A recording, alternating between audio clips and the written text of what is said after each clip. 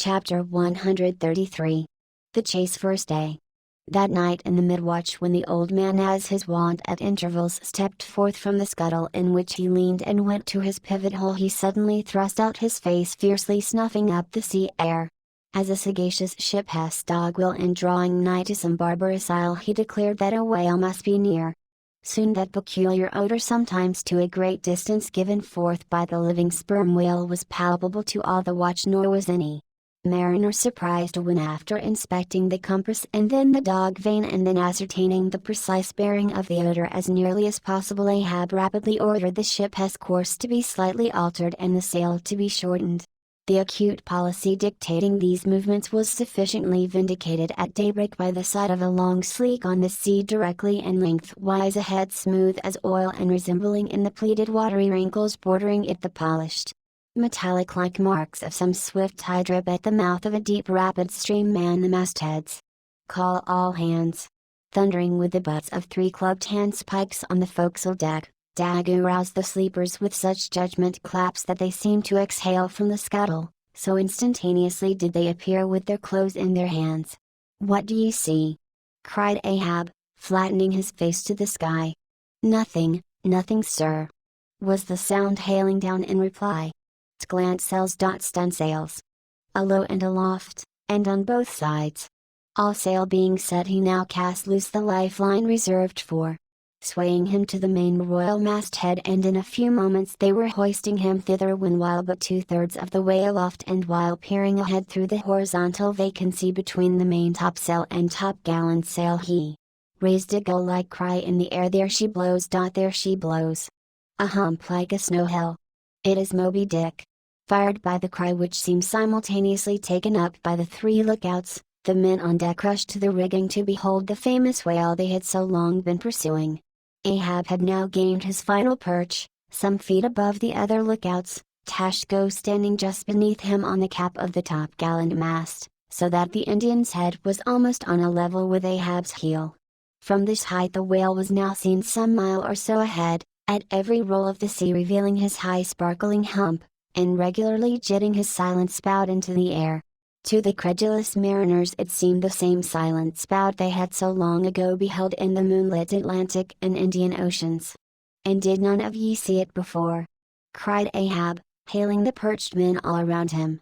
"I saw him almost that same instant, sir, that Captain Ahab did, and I cried out," said Tashko. "Not the same instant, not the same, no, the doubloon is mine, fate reserved the doubloon for me. Only, none of ye could have raised the white whale first. There she blows, there she blows, there she blows. There again, there again," he cried, in long drawn, lingering, methodic tones, attuned to the gradual prolongings of the whale's visible jets. "He's going to sound. In stunsails. Down topgallant sails. Stand by 3 boats. Mr. Starbuck, remember, stay on board, and keep the ship. Helm there. Luff, luff a point. So, steady, man, steady. There go flukes. No, no, only black water. Already the boat's there. Stand by, stand by. Lower me, Mr. Starbuck, lower, lower, quicker." And he slid through the air to the deck. "He is heading straight to leeward, sir," cried Stubb, "right away from us, cannot have seen the ship yet. Be dumb, man. Stand by the braces. Hard down the helm, brace up. Shiver her, so, well that. Boats, boats." Soon all the boats but Starbuck's were dropped, all the boat sails set, all the paddles plying, with rippling swiftness, shooting to leeward, and Ahab heading the onset. A pale, death glimmer lit up Vida's sunken eyes, a hideous motion gnawed his mouth. Like noiseless nautilus shells, their light prows sped through the sea, but only slowly they neared the foe. As they neared him, the ocean grew still more smooth, seemed drawing a carpet over its waves, seemed a noon meadow, so serenely it spread. At length the breathless hunter came so nigh his seemingly unsuspecting prey, that his entire dazzling hump was distinctly visible, sliding along the sea as if an isolated thing, and continually set in a revolving ring of finest, fleecy, greenish foam. He saw the vast, involved wrinkles of the slightly projecting head beyond. Before it, far out on the soft Turkish rugged waters, went the glistening white shadow from his broad milky forehead, a musical rippling playfully accompanying the shade, and behind the blue waters interchangeably flowed over into the moving valley of his steady wake, and on either hand bright bubbles arose and danced by his side, but these were broken again by the light toes of hundreds of gay fowl softly feathering the sea, alternate with their fitful flight, and like to some flagstaff rising from the painted hull of an argosy, the tall but shattered pole of a recent lance projected from the white whale's back, and at intervals one of the cloud of soft-toed fowls, hovering and to and fro, skimming like a canopy over the fish, silently perched and rocked on this pole, the long tail feathers streaming like pennons, a gentle joyousness, a mighty mildness of repose and swiftness, invested the gliding whale. Not the white bold Jupiter swimming away with ravished Europa clinging to his graceful horns, his lovely leering eyes sideways intent upon thee made with smooth bewitching fleetness, rippling straight for the nuptial bower and creed, not Jove, not that great majesty supreme, did surpass the glorified white whale as he so divinely swam.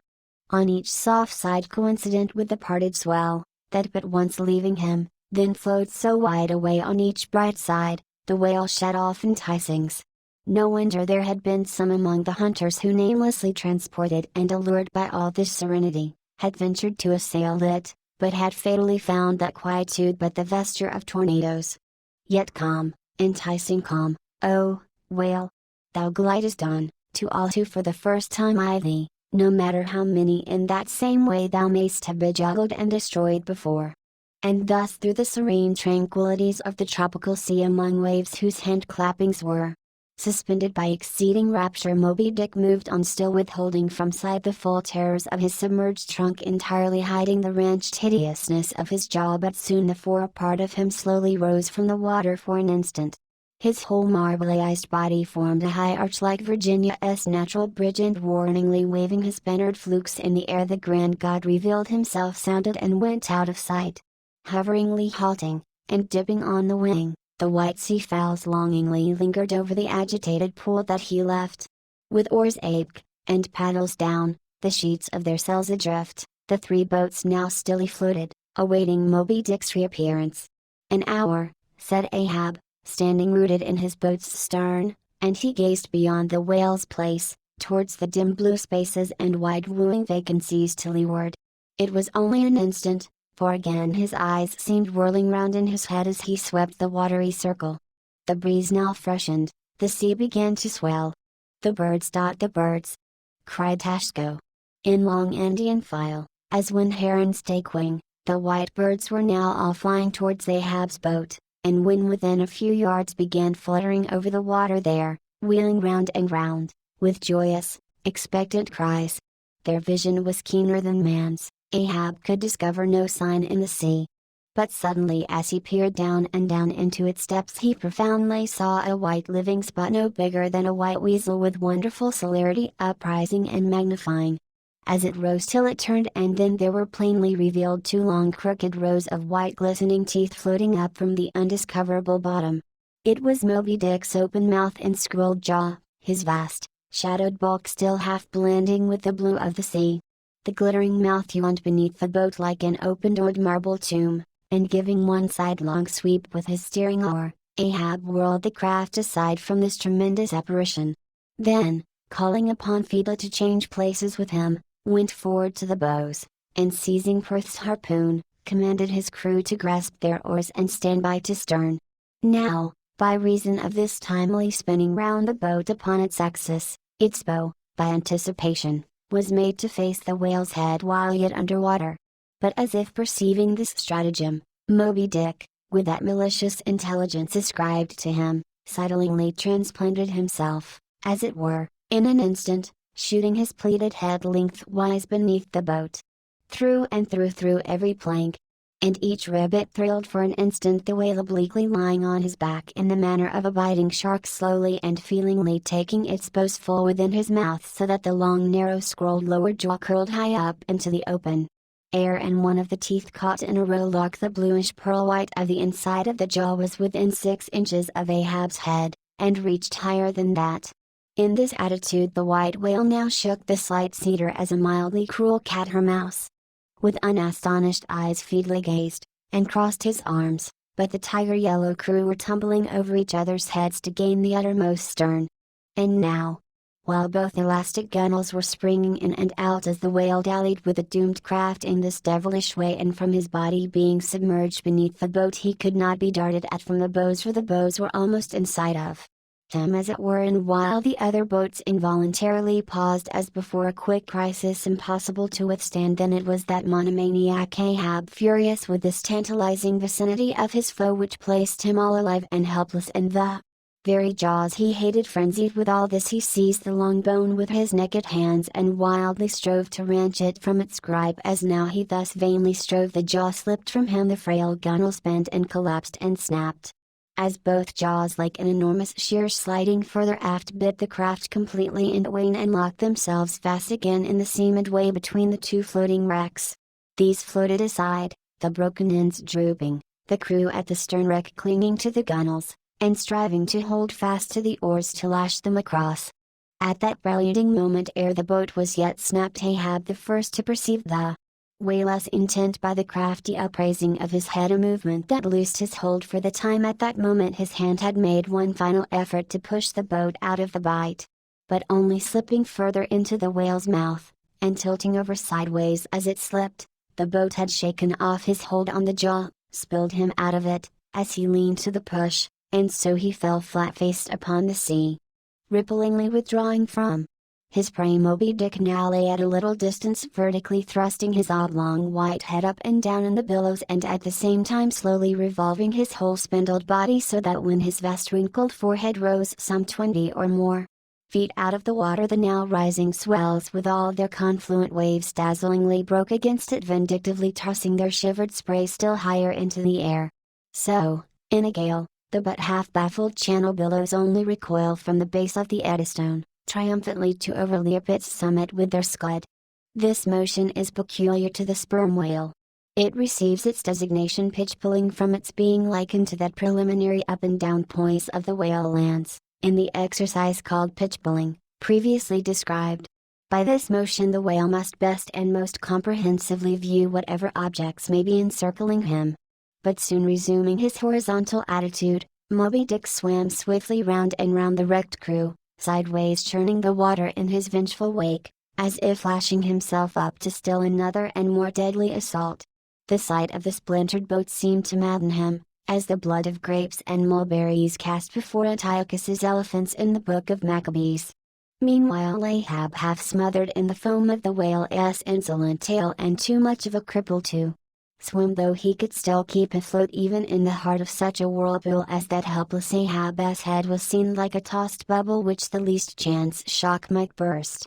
From the boat's fragmentary stern, Feedly and curiously and mildly eyed him. The clinging crew, at the other drifting end, could not succor him. More than enough was it for them to look to themselves. For so revolvingly appalling was the white whale's aspect, and so planetarily swift the ever-contracting circles he made, that he seemed horizontally swooping upon them. And though the other boats unharmed still hovered hard by, still they dared not pull into the eddy to strike, lest that should be the signal for the instant destruction of the jeopardized castaways. Ahab and all, nor in that case could they themselves hope to escape. With straining eyes, then, they remained on the outer edge of the direful zone, whose center had now become the old man's head.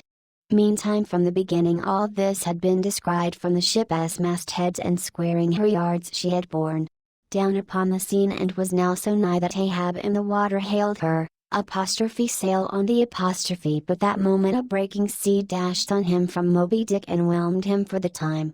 But struggling out of it again, and chancing to rise on a towering crest, he shouted, "Sail on the whale! Drive him off!"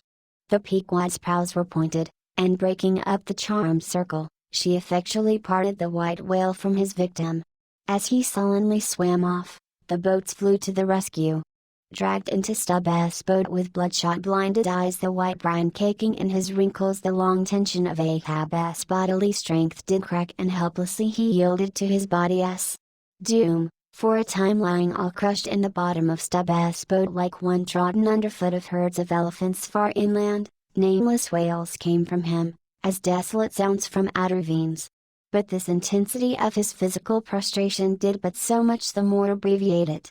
In an instant's compass, great hearts sometimes condense to one deep pang, the sum total of his shallow pains kindly diffused through feebler men's whole lives. And so such hearts, though summary in each one suffering, still if the gods decree it in their lifetime aggregate a whole age of woe wholly made up of instantaneous intensities, for even in their pointless censures those noble natures contain the entire circumferences of inferior souls. The harpoon, said Ahab, halfway rising, and draggingly leaning on one bended arm, is it safe? Aye, sir, for it was not darted. This is it, said Stubb, showing it. Lay it before me, any missing men? 1, 2, 3, 4, 5, there were 5 oars, sir, and here are 5 men. That's good. Help me, man, I wish to stand. So, I see him. There. Going to leeward still. What a leaping spout. Hands off from me. The eternal sop runs up in Ahab's bones again. Set the sail, out oars, the helm.